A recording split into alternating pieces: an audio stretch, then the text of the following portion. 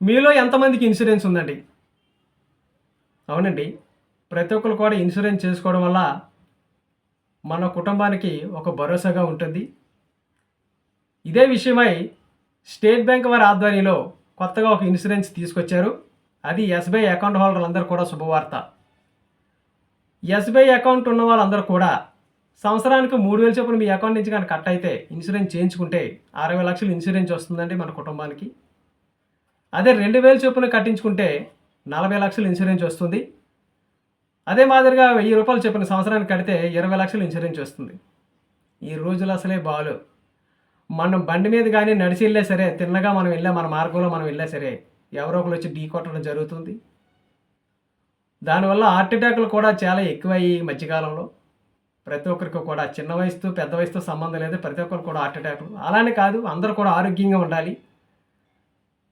మనకి SBI branch వారు ఎంతో సువర్ణ అవకాశం కల్పించారు. అందువల్ల ప్రతి ఒక్కరికి కూడా మేలు జరుగుతుంది. ఎవరికీ కూడా కీడు జరగకూడదని అనుకుంటున్నాను.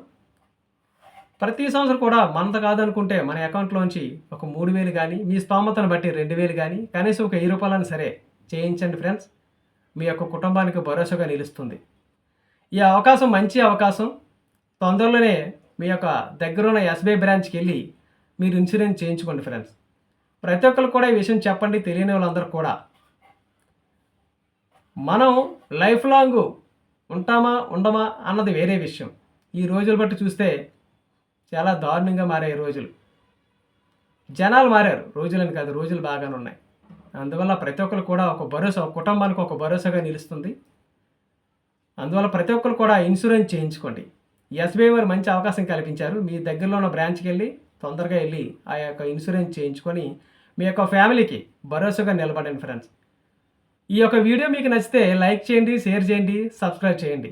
నమస్తే అండి.